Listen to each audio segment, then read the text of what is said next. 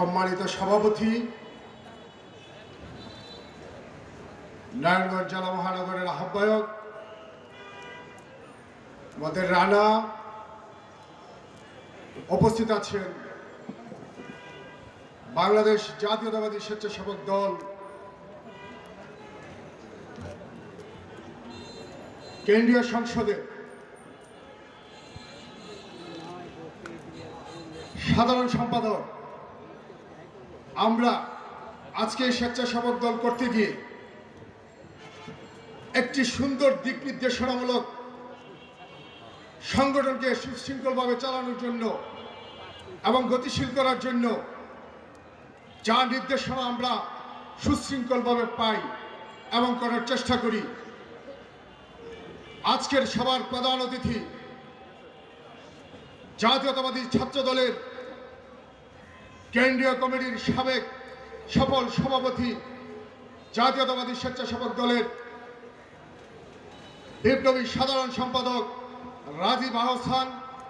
উপস্থিত আছেন বাংলাদেশ জাতীয়তাবাদী স্বেচ্ছাসেবক দলের কেন্দ্রীয় কমিটির বিভিন্ন স্তরের নেতৃবৃন্দ এবং নারায়ণগঞ্জ মহানগরের বিভিন্ন নেতৃবৃন্দ।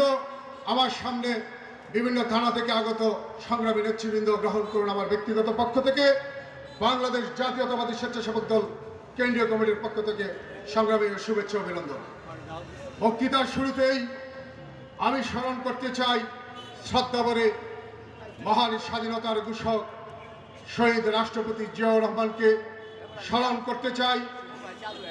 এই 17 বছর আমাদের যারা আন্দোলন করতে গিয়ে খুন গুম এবং নির্যাতিত হয়েছে এবং জুলাই আগস্টের এই ফ্যাসিবাদ সরকারকে উৎখাত করার জন্য যারা শহীদ হয়েছে সকল শহীদকে স্মরণ করতে চাই।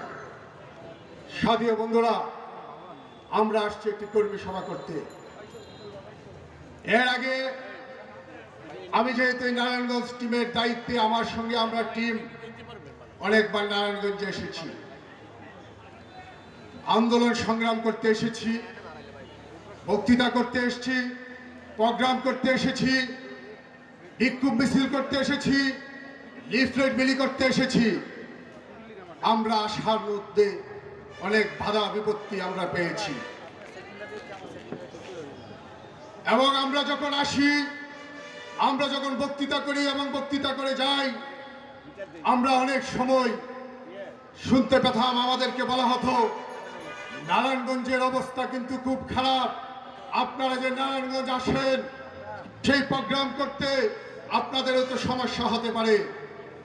আমি এবং আমার টিম, আমরা যারা ছিলাম, আমরা বলতাম আমরা এই খুনি হাসিনার বিরুদ্ধে কথা বলতে আসছি, আমরা এই বাংলাদেশের সাধারণ মানুষের অধিকার নিয়ে কথা বলতে আসছি, আমরা তারেক রহমানের নির্দেশে কথা বলতে আসছি। আমরা কোনো রক্ত চক্ষুকে ভয় পেয়ে আসি নাই। আমাদের যদি নারায়ণগঞ্জের মাটিতে খুন হতে হয় তবু খুন হব, তবু এই ফ্যাসিবাদের বিরুদ্ধে আমরা কথা বলবই।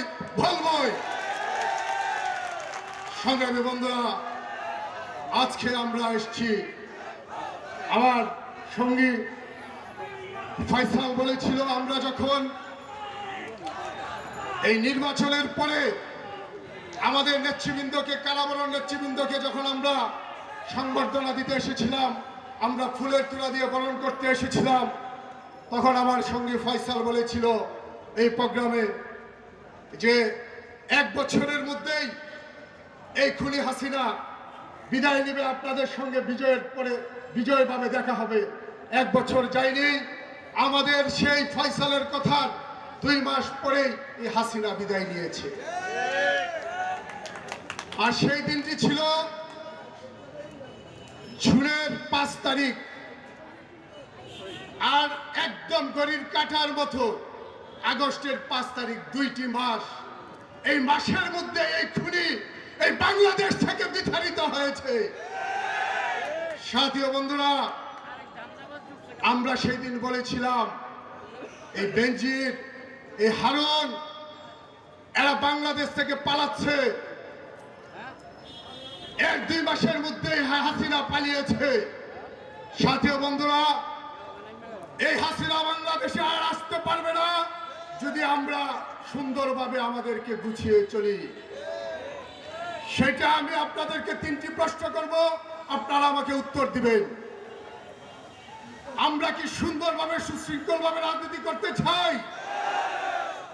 আমরা কি দখলবাজ মুক্ত রাজনীতি করতে চাই? আমরা কি চাঁদাবাজ মুক্ত রাজনীতি করতে চাই? আমাদের দেশ নায়ক তারেক রহমান বলেছেন, আমরা সুন্দরভাবে দেশ গড়ব, চাঁদাবাজ মুক্ত দেশ গড়ব, সন্ত্রাস মুক্ত দেশ গড়ব। আমরা সেই প্রত্যাশায় আমাদের নেতা যা বলেছেন, আমরা সেইটা ওয়াদা করে চলব। আগামী নির্বাচনে যেন আমাদের আচরণে এই বাংলার মানুষ এই দানের শীষে বুঝতে, আমরা সেই আচরণ করে জনগণের সঙ্গে চলবো। আপনারা আমাদের সঙ্গে ওয়াদা করেন, আমরা কি সেই আচরণ করব? সাথীয় বন্ধুরা, বক্তৃতা দীর্ঘায়িত করব না। আমরা যেহেতু এই টিমে কাজ করেছি এবং এই নারায়ণগঞ্জের বিগত আন্দোলন সংগ্রামে আমরা এসেছি, আপনাদেরকে নিয়ে বিভিন্ন সমাবেশ করেছি। আমরা দেখেছি কারা আমাদের সঙ্গে মিছিলে ছিলেন, কারা আমাদের সঙ্গে লিফলেট বিলি করেছেন, কারা সাহসের সঙ্গে আমাদের সঙ্গে রাস্তায় হেঁটেছেন, আমরা দেখেছি। এবং এই নির্বাচনের পরে রানা বাবুদের সঙ্গে কারা মশাল মিছিলে ছিলেন, কারা বিক্ষোভ মিছিলে ছিলেন, কারা বিভিন্ন সময় এই হাসিনা ফ্যাসিস্টের বিরুদ্ধে সংগ্রাম করেছেন। আমি রানা এবং বাবুর সঙ্গে সার্বক্ষণিক যোগাযোগ করেছি এবং তাদের যে ফুটেজ, সেই ফুটেজ বিভিন্ন আন্দোলন সংগ্রামে আমাদের কাছে আছে। আন্দোলন করে মিছিল মিটিং করে আমার হোয়াটসঅ্যাপে পাঠিয়েছি, আমি আমার কেন্দ্রীয় প্রেসিডেন্ট সেক্রেটারিকে দিয়েছি, আমাদের কাছে যে ডকুমেন্টস আছে। চিন্তা করার কোনো কারণ নেই, আমরা যোগ্য নেতৃত্ব সেখান থেকে বাছাই করব। কোনো হাইব্রিড জায়গা পাবেন, আপনারা নিশ্চিত থাকতে পারেন। রাজীব হাসান জিলানির কমিটিতে কোনো হাইব্রিডের স্থান হবে না। সাথীয় বন্ধুরা, আরেকটি কথা বলে শেষ করে দিব। আমরা যদি সুশৃঙ্খল রাজনীতি করি তাহলে এই দেশ গড়তে পারবো।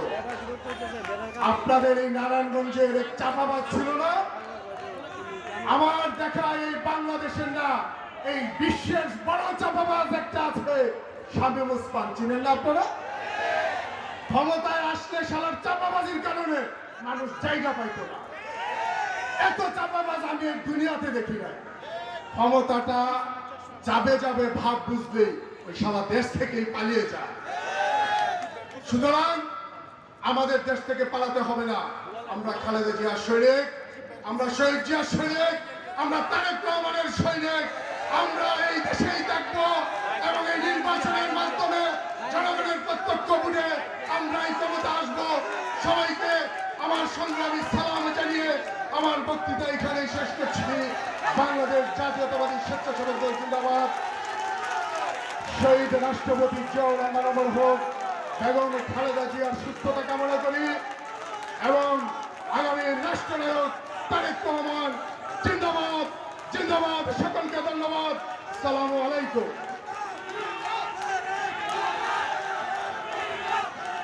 ধন্যবাদ।